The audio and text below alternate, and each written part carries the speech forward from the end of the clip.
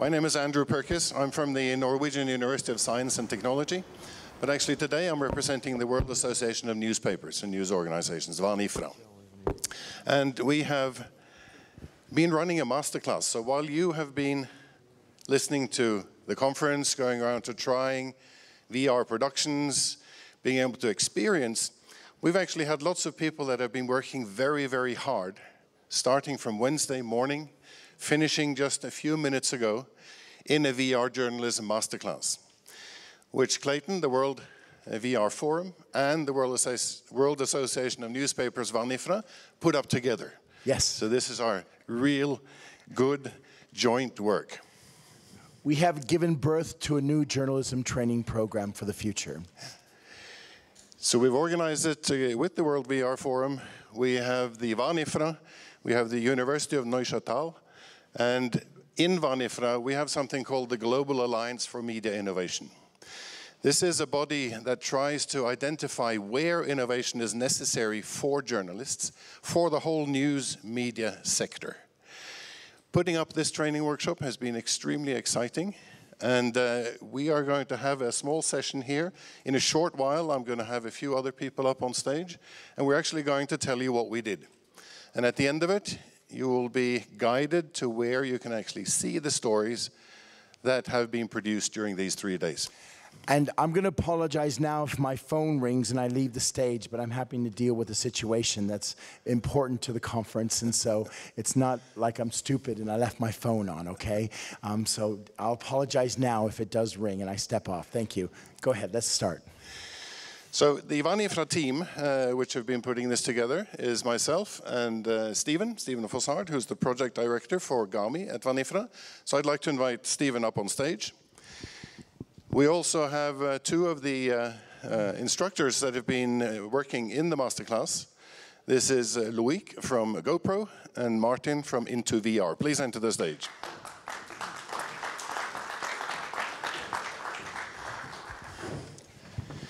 So the reason why we are doing this, of course, is because, have a seat, because we know that also journalism has to come into this domain of being more engaged. It has to transform its users into participants. The news industry also has to go into immersive. We also have to go into involvement. We also have to go into interaction. So that's why we need to produce. We have produced, and I'm happy Stephen will now go through what we actually did. So please, Stephen. Thank you. Can everyone hear me? Yeah? So I'm just going to try and explain what we were trying to do, what we were trying to achieve. Because I think a lot of you saw on the program VR Masterclass. I know a lot of people came to me and said, what the hell is that? So here's what we were trying to do. The idea was to see what happens if for 3 days we put 9 journalists split up into 3 teams working on 3 topics that we give them beforehand, with help from trainers and help from local, not so local, but Swiss journalism students from the University of Neuchâtel. So I'm just going to introduce you everyone I'm going to talk about and the people who actually did the work over the last 3 days. As trainers, we had Martin Heller, who you'll recognize on stage, who I think was in journalism for 20 years and then now has created his own company called Into VR, based in Berlin in Germany. In the middle, Loic Balliard, you'll also recognize him, without the hat on the photo. He was our GoPro trainer, so more on the tech side of things. And we had Dominique Bauman, who works for Blick as a VR producer in Schweiz. Here are the participants that we handpicked over the last couple of months. So I was hassling people on the phone to ask them if they wanted to come out of the office for 3 days and a day of the weekend to actually work with us. This is an experience that we started this year, so there was a little bit of convincing to do.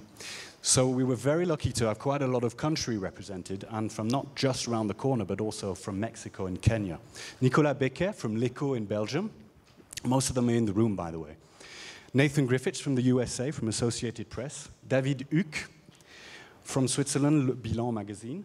Federico Jordan, that we flew in from Mexico. It took him 3 days to get here, by the way. So, Bernard Monasterolo from Le Monde in France. Wayua Muli from Kenya. It was a little less long to get her here, but it was also a challenge. Byron Schwinn, who is from the University of Neuchâtel and I think is basically going to graduate in a couple of weeks. Nathalie Chance from Zurich in Switzerland. And Ståle Votu, I'm probably not pronounced that correctly, from Norway. We couldn't have done anything without these people.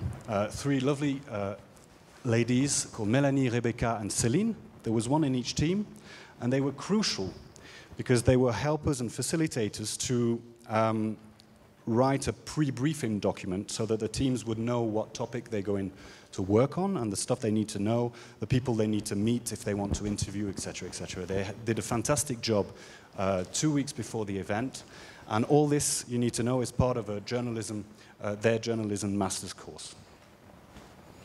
So the basic timeline of what we did this week was that we all arrived, most of us on I think it was Wednesday evening, the 10th. And the next morning we were here at the festival, we saw some of the productions downstairs, made the most of what we could make of the festival, and the afternoon started the theoretical classes with our trainers. By the end of the afternoon, we'd separated them in teams, we'd given them a topic to work on, and right at the end of the day, they were already working as a team, trying to think of a storyboard idea of basically how they were going to shoot the next day. We only had the next morning a couple of hours to shoot. I think it was 4 or 5 hours, so we needed them to be really prepared to know what they were doing. So they were up at 8 o'clock on Thursday morning, actually probably up at 7 o'clock on Thursday morning, to do the shooting until 1 o'clock. In the afternoon, there was bringing back the files, stitching, and a lot of other things that I, for one, don't always understand. The next day is today, this morning, last-minute changes, a lot of technical things to do, and we managed to finish 3 productions, which was our goal, and they will be, I will give you an address later to go and find them and see them. So the 3 topics I mentioned, we chose for them 3 particular topics which are related either to and the environment around here, Crans-Montana, or the actual forum. The first topic was covering the actual VR forum and trying to find an angle where 360 video could actually be used in a useful way to cover an event like this one. The second one was mountain biking, which is a big thing just, I think, between here, Crans-Montana, and Sierre, and offered some excellent views. We prepared the opportunity to interview someone who's passionate about this, etc., etc. And the last one, Les Bis du Torrent Neuf. Now, for those of you who don't know what les bis are, it's, I think at the beginning of last centuries, the local, in order to get water to the villages, they would build these artificial rivers, irrigations, on the cliffs. So it was quite a dangerous experience. And a couple of years ago, they opened up the bis again in the form of a path that you can actually walk along the cliff, and it's absolutely breathtakingly beautiful, and unbeknown to me also involves a couple of hanging bridges hanging over 100 meters drop. I hated every minute of it personally. They actually managed to go there and come back and take some pictures, so that's also an excellent topic. You can see they looked about as worried as I did on the bridge. So the teams, here are the teams. For the beast I just mentioned, here are the guys that actually worked on it. And I'm just going to show you a couple of pictures. We're not going to show 360 video here. It obviously wouldn't have much point, of course. But you can see this is a breathtaking picture. These are what they used to do pretty bravely.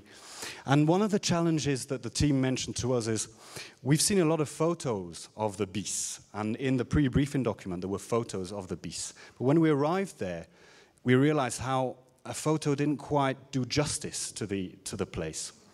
So how can 360 video add to the spectacular of the situation and add emotions to the person experiencing what he's viewing? Hop là. And there, that is the said bridge, by the way.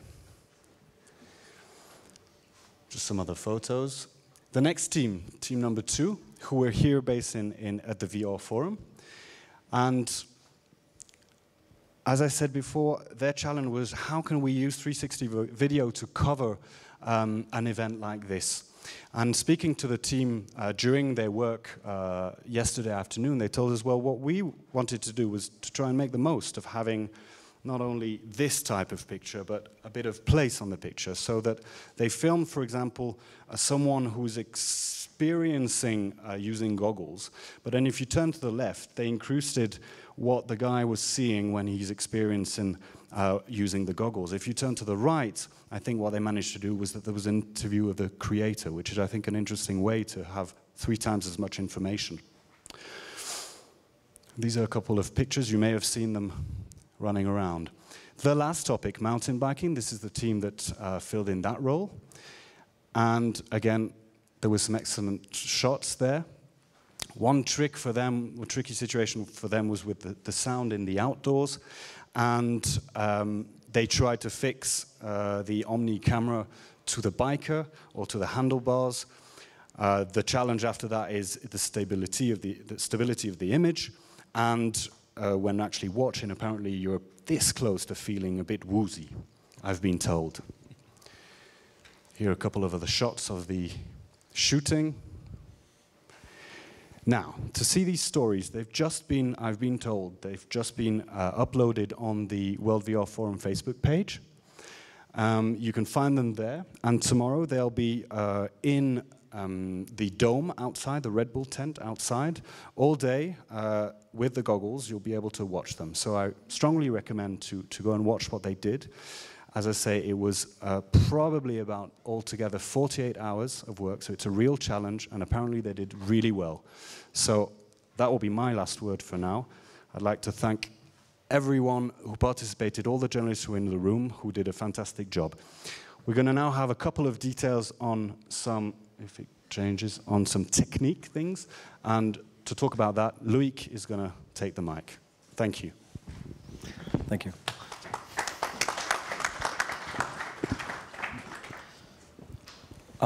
So yeah, most of the time I think what we've seen in the recent months and years is that for journalism, most of the journalists have been working with things like Samsung Gear 360, Ricoh Theta, like that small camera that we're seeing here.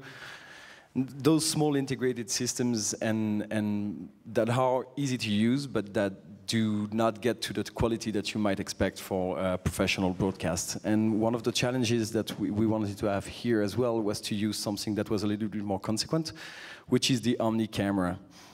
So that's what we provided for this masterclass. We provided 3 Omni full kits, which is a GoPro system. It's an integrated sort of camera, but it's still 6 different cameras recording at the same time and synchronized, but you still have to do some stitching in post-production.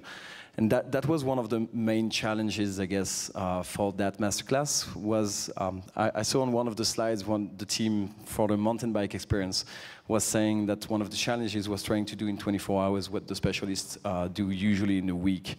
Actually, I would correct that and say they ended up doing a 2-minute video with some mountain biking shots, mounted shots, so those are kind of the most complicated ones you can do, lots of vibrations. The rule of thumb at GoPro is to do 1 minute of edit in a week of post-production, so they actually did the equivalent of 2 weeks of work in less than 24 hours. So we ended up probably staying up till 4 in the morning yesterday night, starting again at 8 in the morning this morning. It was a real challenge, but I really think that without something like the Omni camera, we would not have been able to get to that level, that quality of result that you will be able to see in the goggles tomorrow in the Red Bull tent. Just really quickly, the Omni is a 6-camera system that allows us to have a maximum output of 8K. For the full 360, or we can do 4K at 120 frames per second, and both of those things are interesting in that context to sort of have, we have a slow motion moment that we did because we had the 4K 120, and we also have some wider shots with more spectacular views, and that's where you can use the full resolution and really take advantage of all those pixels, and that's really what sets apart the system from something like a Ricoh Theta.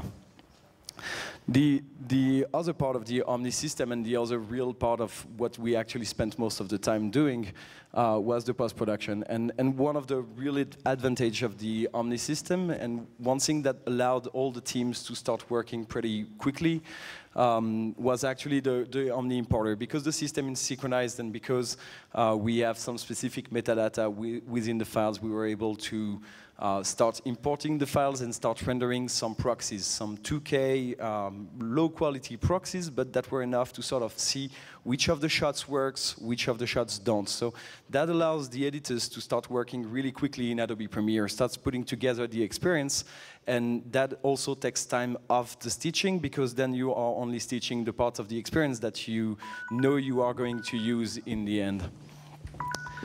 On the software side, once we get into the stitching, we actually used Color Auto Pano Video Pro. And because we are right now working on the next generation of Color Auto Pano Video Pro, we actually used for a couple of shots the latest version of the software that is actually so new it's not even out yet. But I had an internal beta version that we were able to test and use for a couple of shots, some of those very challenging moving shots. And we were able to work a little bit better and a little bit more efficiently with that software. And the last part of the technical side was really working in Adobe Premiere. And I think for the teams, it was also sort of a challenge to understand how to edit in 360. So that can be from the part that just understanding what you are seeing on the screen, because you are seeing a 360 video put in a flat format. That's the same thing as trying to understand the shape of the world from looking at a Mercator projection. Trying to understand the sphere on a flat screen is not the easiest thing to do to warp your head around. But there are a lot of tools, both from GoPro, and we also used heavily the Metal Skybox suite for Premiere and After Effects to sort of work around, and Adobe has also been working quite a lot to sort of help the VR creators be more efficient and work in a more simple way, I guess. But by no way all of those things were simple. The thing is that we try, with those softwares, with those cameras, we try to make the stitching and the editing and all of those technical hassles as minimal as possible. We are really working hard on the software side to make sure that stitching together the footage, making sure that you don't have seams that appear in the video, that you don't have tripods when you look down, or even just the guy holding the camera when you look down. Finding good ways to do that and to make that easy for the people doing the post-production is really crucial for us, because in the end it's all about the stories, and that's also something we try to work on and emphasize with those teams, was to sort of see how the technical problems were getting in the way of the story, and trying to find ways to get around those technical problems so that they could focus on really giving a good story, showing some good images, and doing their work as journalists. And on the story side, Martin, I think, is going to relay me now. Yes, thank you. Is it working? Yes. Yeah, it is. Fantastic. So, thank you, Loic. Just a few also questions we can discuss later. And a few answers on topics. Questions is very important, so ask yourself all the time, is it like 360 video we want to have? There is no one truth how a 360 video should look like, and a story in 360 should be told like. So just a few thoughts on what I've seen in the workshop and in general. So first of all, we produced one version because it was very, very short time in this 3 days. We used only 2 days for the production. But think about it. If you produce a 360 video, I had a premiere 2 days ago. I produced 4 versions of the same video because there are different ways of bringing it to the audience. And there is the way of consuming in a VR goggle, for example, in a VR festival like down there. And there's also the consumption, for example, via Facebook.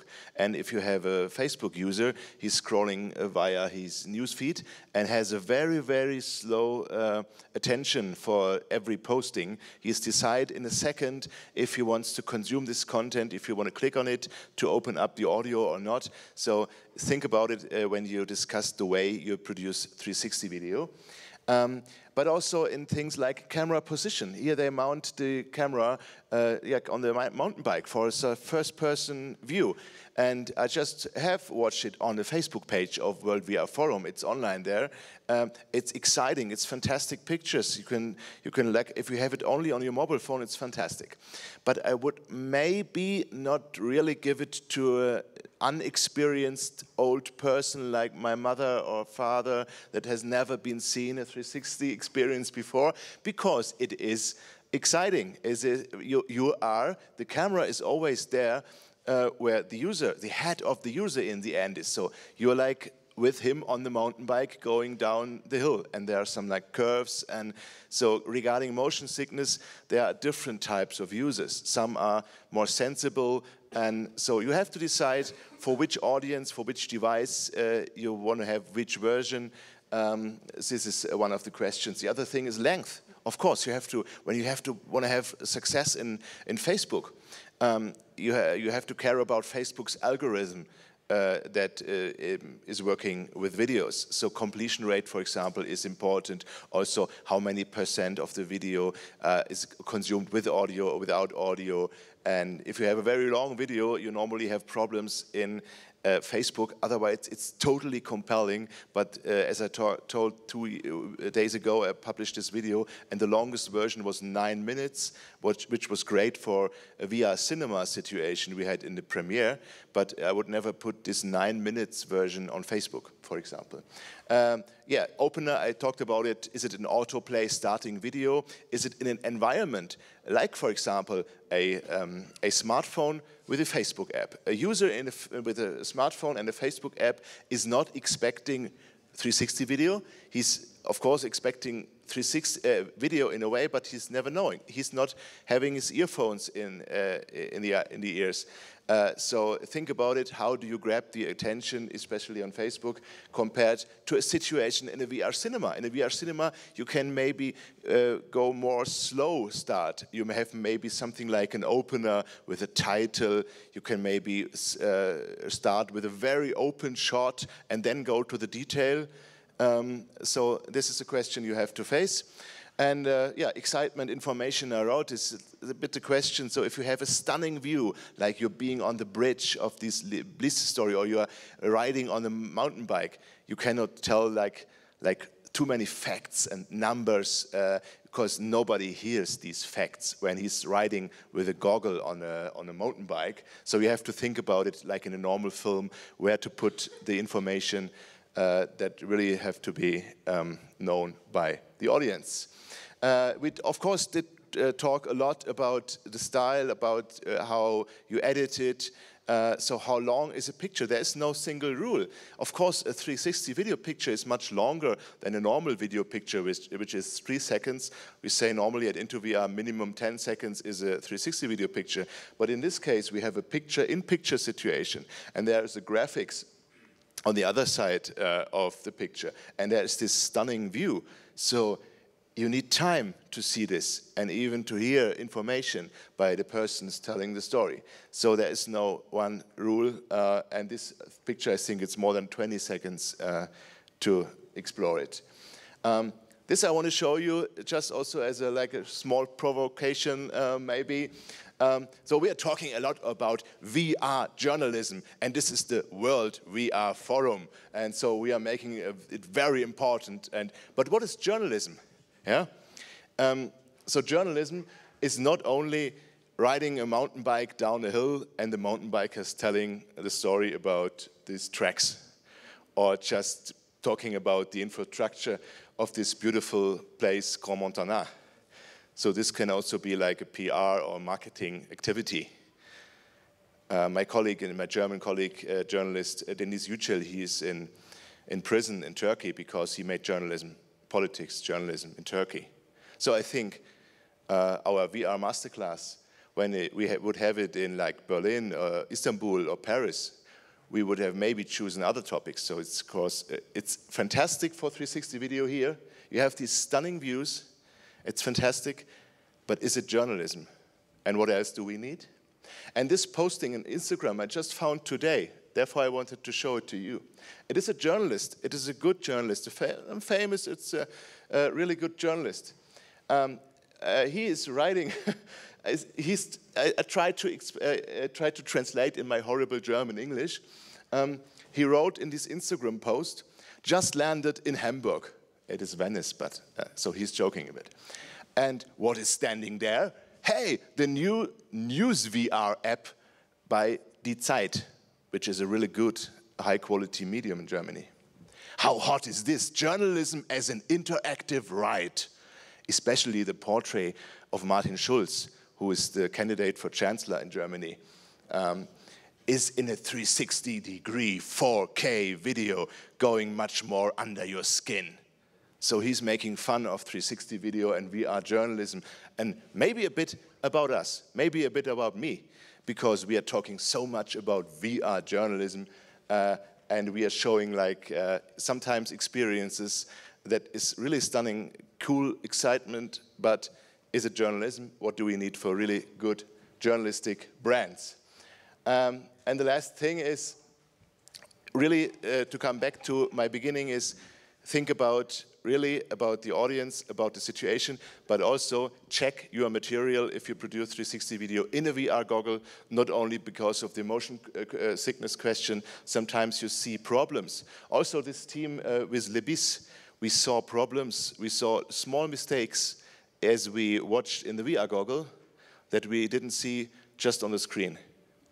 And of course a bit we can discuss maybe, is it where this is the user in the end, when he's talking about a mass audience in 2017, where is the user watching this kind of content, and what should we have in mind in a consumption situation when we produce journalistic 360 video or VR experiences. Thank you so much.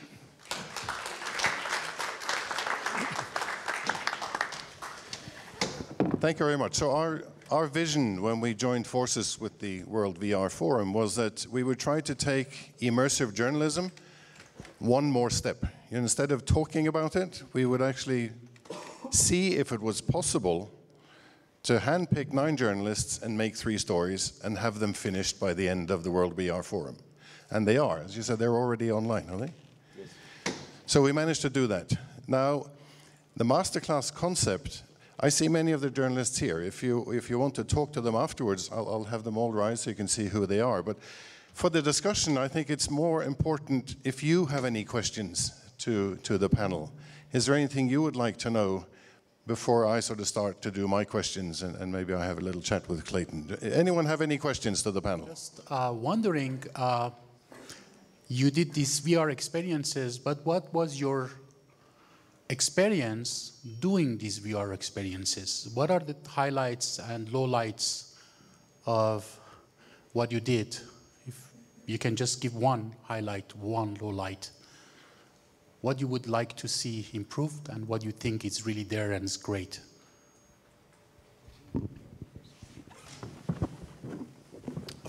For my part, you mean the videos we produced with the journalists? For me, it was mainly like technical things, like working with Loic was great because, for example, the ability to make slow motion. So the last shot of the third video about mountain biking, it has a slow-mo effect. And for me, this is technically very interesting. Regarding storytelling, it's like I said, it's like stories about the infrastructure of the Alps, about mountain biking. So the hardest job, I think, had the crew who was covering the World VR Forum, because this is a question you can ask yourself. Is this a story for a 360 video, or maybe is it better for a normal 16:9 video? Can you tell it better with a normal video? So, of course, there are questions we have to ask ourselves. The way the team solved the question, the problem, is very good, because they like implemented what the people seeing on their VR goggles which is good. But in total, it's for me interesting to compare these three works, what's working, what's not, and also the next days, seeing how these stories work on Facebook, how many views, how many percent is completion rate, so especially for them maybe outside of this group here, how many is this shared, is this shareable content, so I'm really interested in this.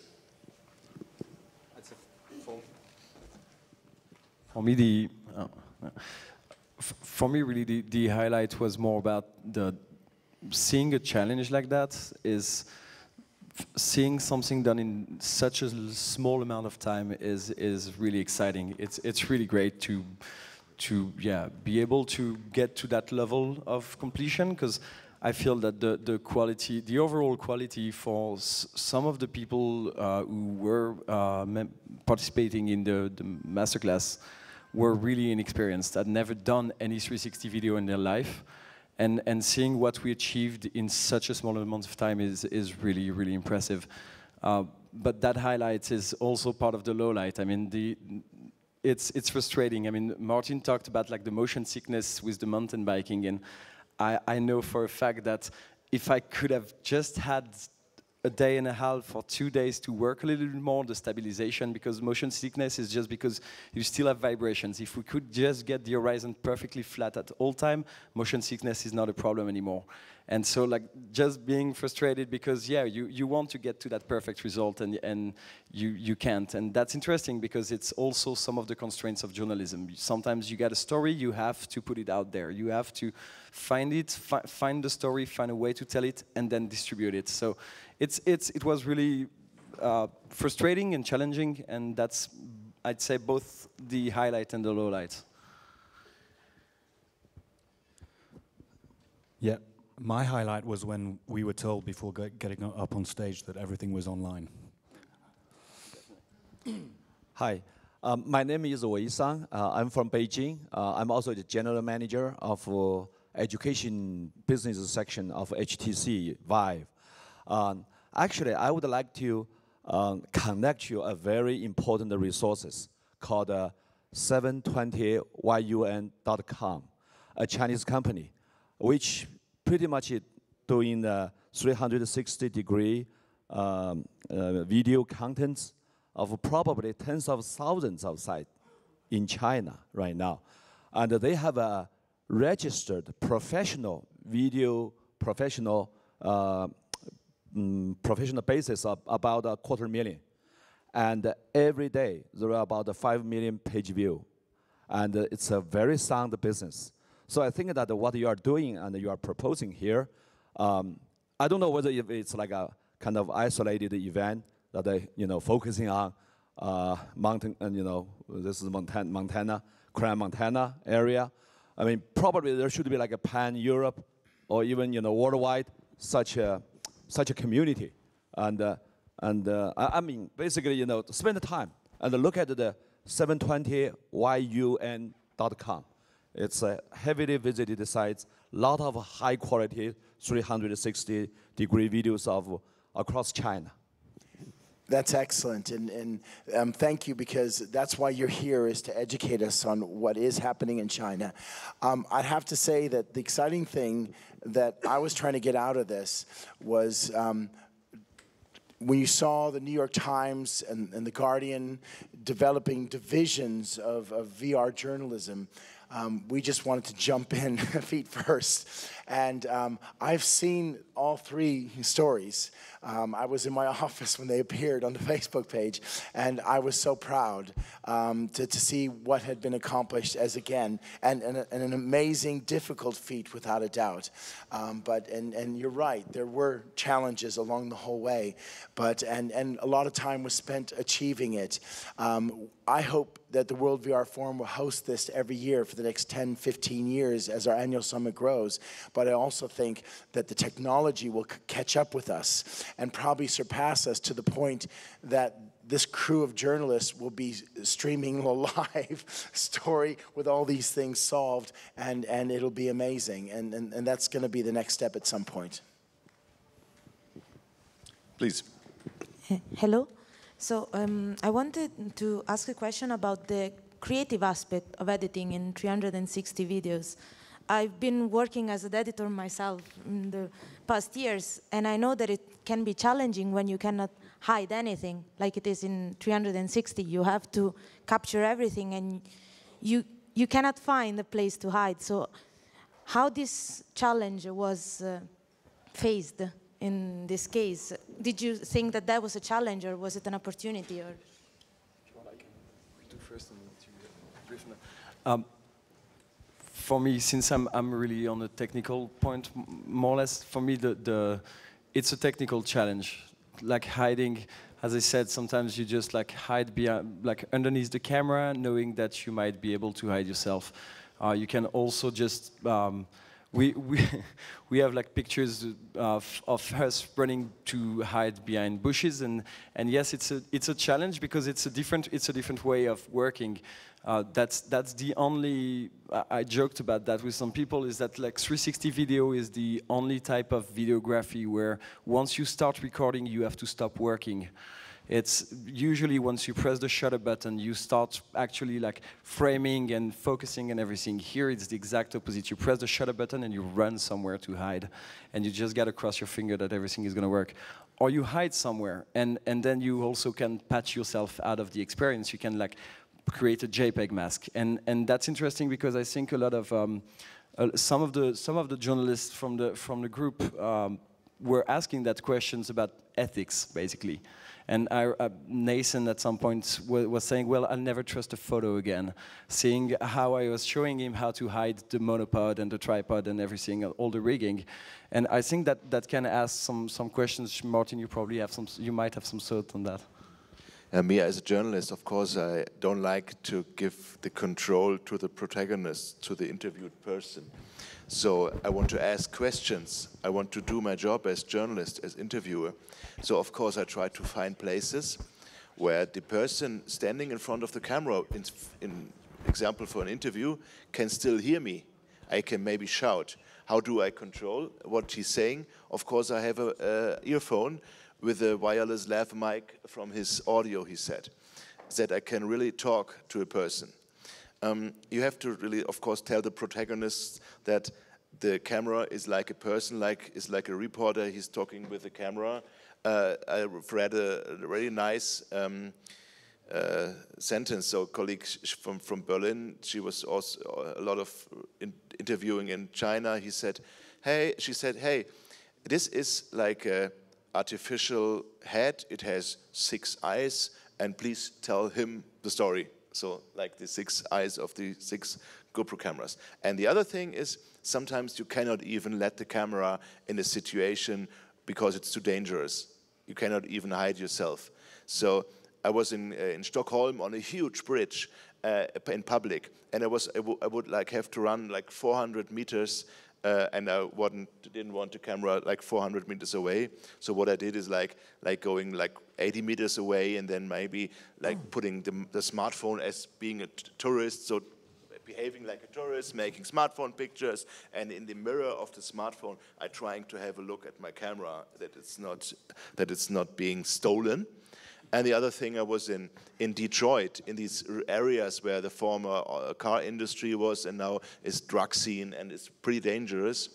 And I didn't even tell the pictures I was the persons I was interviewing, I didn't even tell them that it's a 360 video camera, because there were people, I was happy that they can speak. They did not have teeth at all. And so I was going behind my camera rig, so it was a back-to-back situation with 2 wide-angle lenses, and I was like standing here and just had a microphone in my hand, because I didn't even want to give them the lav mic for the cables, just stopping them. And so I short interview, blah, blah, blah, blah, blah, make interview with the audio in my hand, and then, like I said, thank you very much. And then I'm going to the other side of the camera, and then I make the picture from this side of the road. Of course, you have to be careful that it's working with the synchronization, so there shouldn't be a road where cars driving, otherwise they would disappear. But if you really think about how the camera the standpoint of the camera can be, then it can work. Also, this backplate solution that Loic was telling. Okay, thank you very much. I know we have more questions, but we have run out of time. I'm very sorry. I'd just like to do one last thing before we end the session. If we could have the house lights on. Could we turn the house lights on, please? And if all the journalists that are here in the room could stand up, and we'll give them a big round of applause. Is anyone on the house lights? No? Okay. Well done. Well, fantastic achievement. I would like to thank WAN-IFRA, the University of Neuchâtel, and our experts of panels. And of course, I hope this will all happen again next year. Thank you all very much. Give them a great round of applause, please. Thank you.